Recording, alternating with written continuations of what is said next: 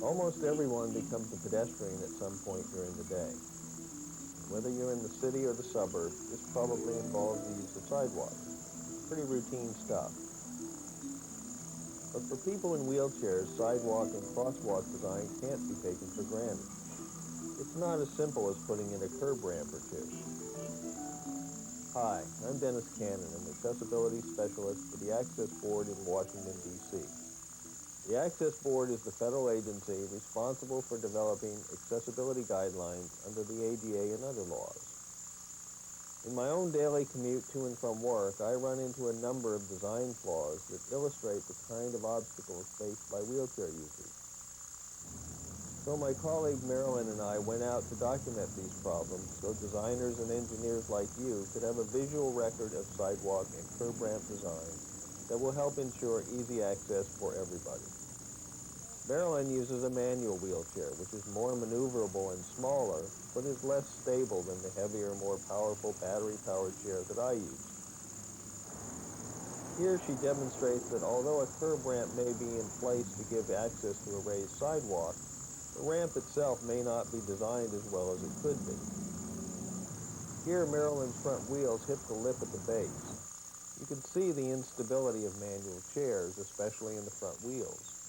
She usually has to shift her balance back and pop her front wheels up over snags like this. This is really an unproductive use of energy, and not everybody has the strength to make this effort.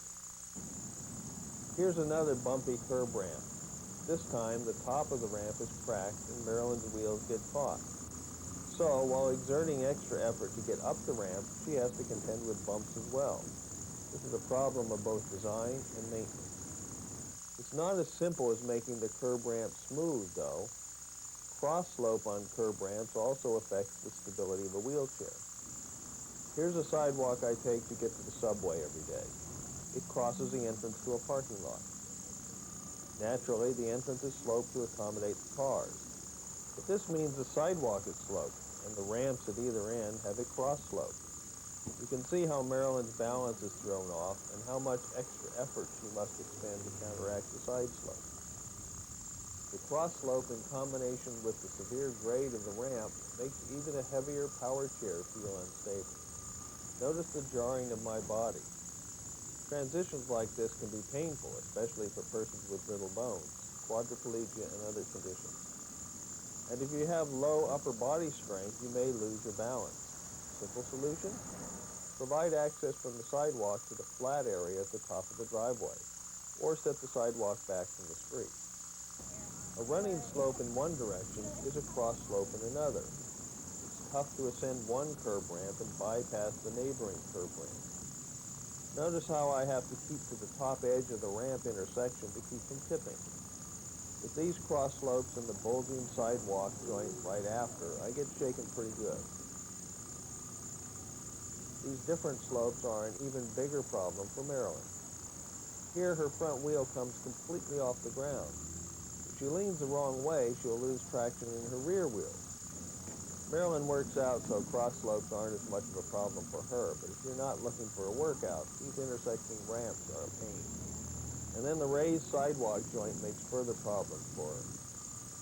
Whether it's a wheelchair, a stroller, or even a delivery cart, one solution is to provide a level landing at the top of each ramp for turning or bypassing it entirely. This next one takes it a step further. A three-way intersection, three different slopes. I have two problems to deal with.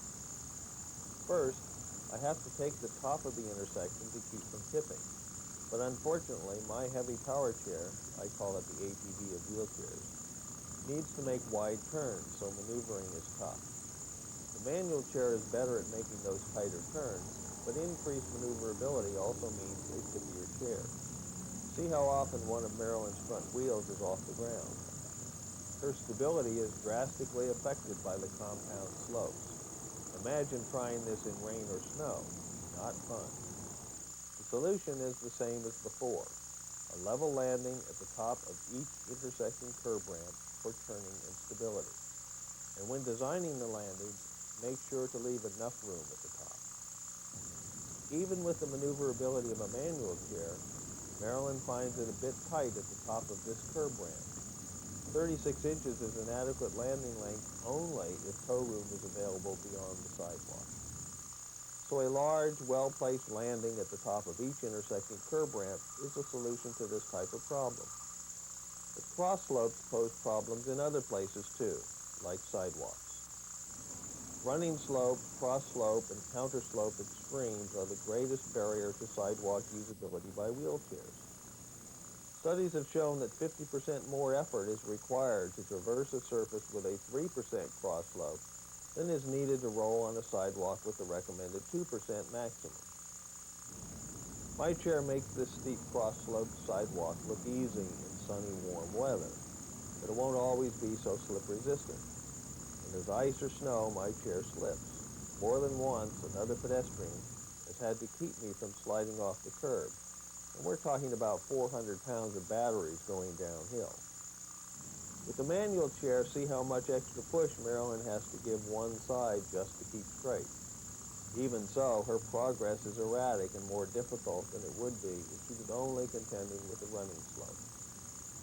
Counter slopes at crosswalks can present big problems. Here, the severe crowning in the street makes it much harder to cross. And on the other side of the street, the same problem exists in reverse. And I'll explain why Marilyn lost her jacket in a minute. See how the severe counterslope makes it difficult to take a run at the curb ramp. The footrest on the wheelchair may bottom out. Curb ramps with a slope greater than 1 in 12 require a great deal of effort to use. For a 6-inch curb, a curb ramp and landing needs almost 12 feet of sidewalk width.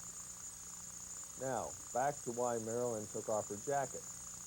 She set out to demonstrate the counterslope of this ramp, but she ended up demonstrating something else, how curb ramps and gutters don't mix. We didn't plan this, but it shows one all too common problem, water in the gutter at the base of the ramp. Wheels throw up water or worse. This time it was radiator fluid. What a bummer.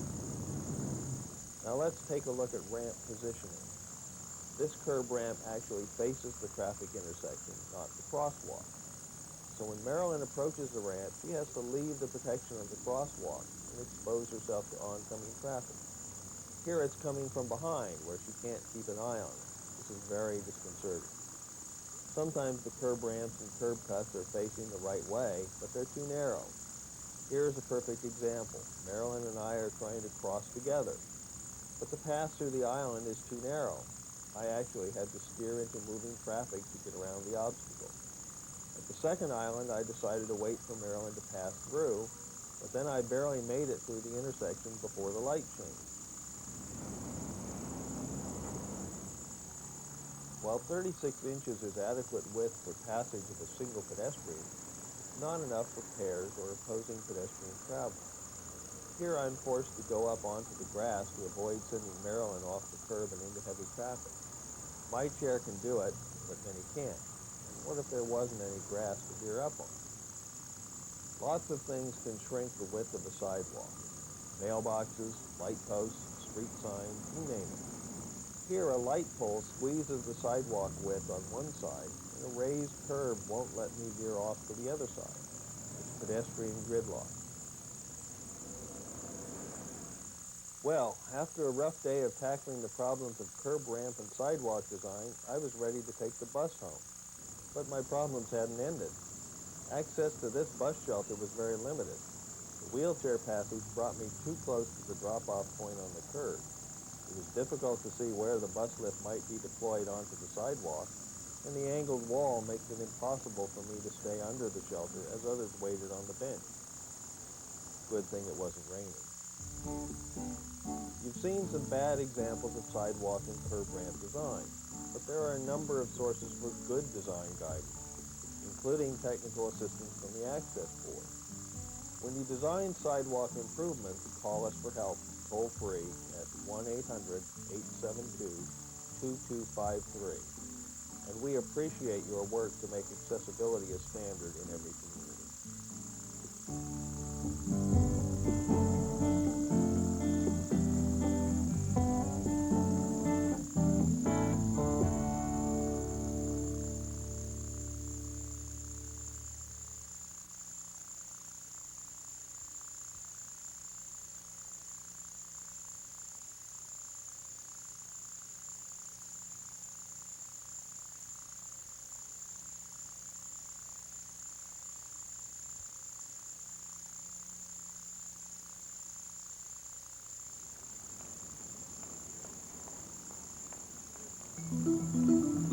Every day, as pedestrians and drivers take to the sidewalks and streets, we rely on the work of traffic engineers to make sure that our paths don't cross at the same time.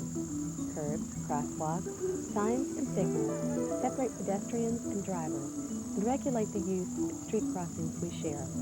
Increasingly, pedestrian safety depends on information provided at intersections by traffic control devices. Most of this information is visual, but for blind pedestrians, audible and tactile cues like traffic and pedestrian sounds and the slopes and edges and elements of the environment are most useful. When that information is available, it makes independent travel easy. Hi, I'm Lorinda Steele-Lacey from the Access Board, the federal agency that develops accessibility guidelines under the Americans with Disabilities Act and other laws. My colleague, Ron Miller, and I spent a very cold day on the sidewalks of Washington recently to demonstrate how we gather travel information and to point out some places where more information would be useful. Whether you use a cane or a service dog, sidewalks and street crossings can be designed to provide useful cues and landmarks and the consistency that makes them reliable for independent travel. I use a long cane to navigate. In familiar territory, like this sidewalk in front of my office, I can travel fairly quickly between known landmarks using the sound of parallel traffic for orientation. When these sidewalks were rebuilt a few years ago, they were designed with a broad central travel zone. The new benches, landscaping, signs, and bus shelters were all grouped in strips along the curb, out of the way, easily detectable, and best of all, standardized.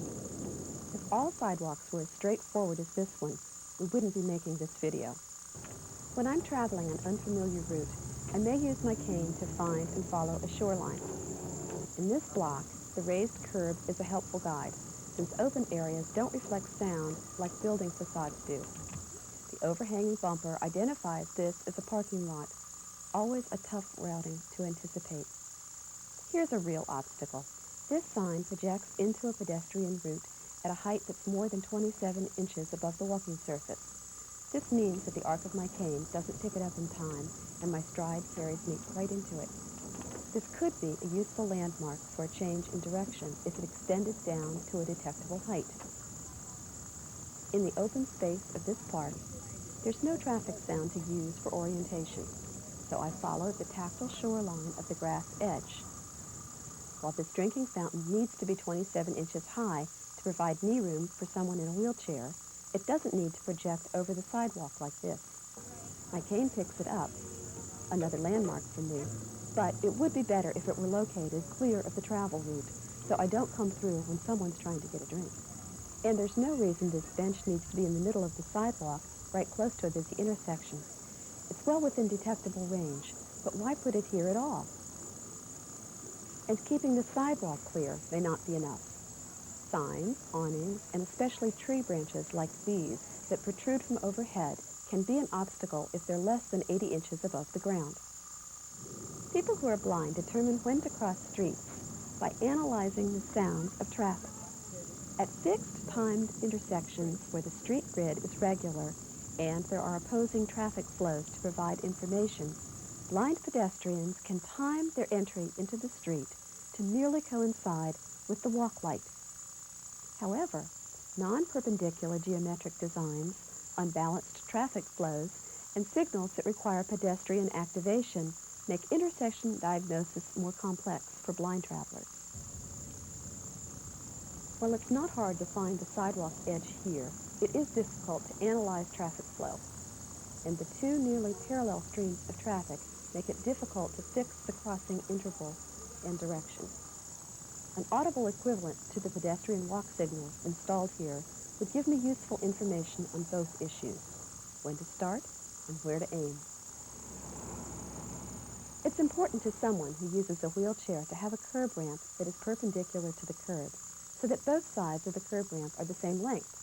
So you'll find that many curb ramps are located at an angle to the crosswalk. I try not to use the angle of the curb ramp, or even a curb for that matter, to determine crossing direction. What I rely on here are traffic sounds, pedestrian sounds, and the differences in the sound and feel of my cane as it touches different walkway material. Here I use the granite border of the crosswalk as well as the sounds of parallel moving traffic to help me refine my direction. There are some places where a unique tactile cue would really help, and here's a good example.